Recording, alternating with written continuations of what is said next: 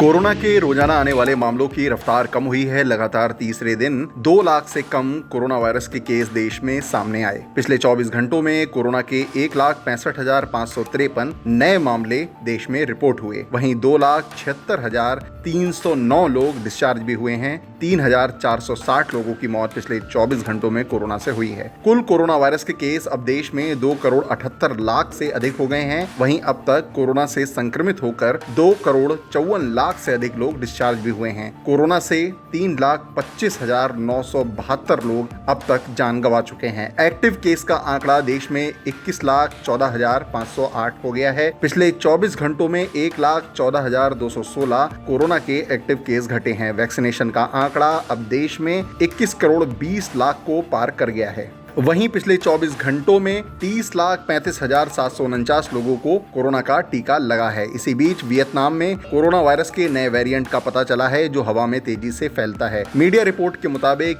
ये यूके और भारत में मिले वेरिएंट का कॉम्बिनेशन है। हाल में कई राज्यों में वैक्सीन की कमी की खबरें सामने आई थी। इसी बीच स्वास्थ्य मंत्रालय के हवाले से ये खबर सामने आई है कि जून 2021 तक भारत में राष्ट्रीय टीकाकरण कार्यक्रम के तहत 12 करोड़ वैक्सीन उपलब्ध हो जाएंगी। वहीं भाजपा के राष्ट्रीय अध्यक्ष जेपी नड्डा ने कहा, अभी 2 कंपनी वैक्सीन का निर्माण कर रही हैं, लेकिन जल्द 13 कंपनियां भारत में वैक्सीन निर्माण करेंगी। इसके लिए अनुमति दी जाएगी। भारत बायोटेक 1,30,00,000 वैक्सीन बना रही है। अक्टूबर तक 10 करोड़ वैक्सीन हर महीने बन सकेंगे। इसी बीच प्रधानमंत्री नरेंद्र मोदी ने देश में जारी कोरोना संकट की दूसरी लहर के बीच आज मन की बात की। ये मन की बात का 77वां एपिसोड था। इस कार्यक्रम में प्रधानमंत्री नरेंद्र मोदी ने कोरोना महामारी और इससे जुड़ी कई बातों का जिक्र किया। हाल के दिनों में हमने देखा है कि कैसे हमारे डॉक्टर्स, नर्सेस और फ्रंटलाइन वॉरियर्स, उन्होंने खुद की चिंता छोड़कर दिन रात काम किया और आज भी कर रहे हैं।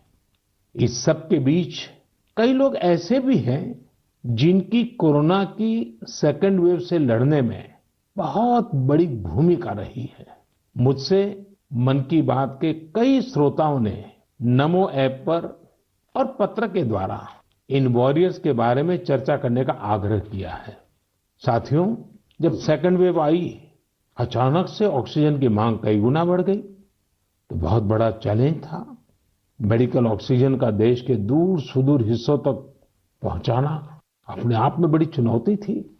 ऑक्सीजन टैंकर ज्यादा तेज चले, छोटी सी भी भूल हो तो उसमें बहुत बड़े विस्फोट का खतरा होता है। इंडस्ट्रियल ऑक्सीजन का उत्पादन करने वाले काफी प्लांट देश के पूर्वी हिस्सों में हैं। वहां से दूसरे राज्यों में ऑक्सीजन पहुंचाने के लिए भी कई दिन का समय लगता है।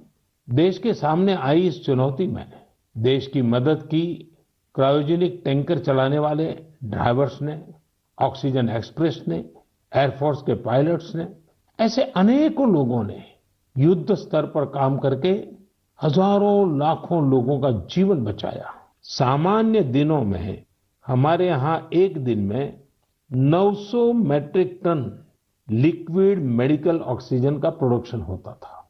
अब ये 10 गुना से भी ज्यादा बढ़कर करीब करीब 9,500 मीट्रिक टन प्रतिदिन उत्पादन हो रहा है।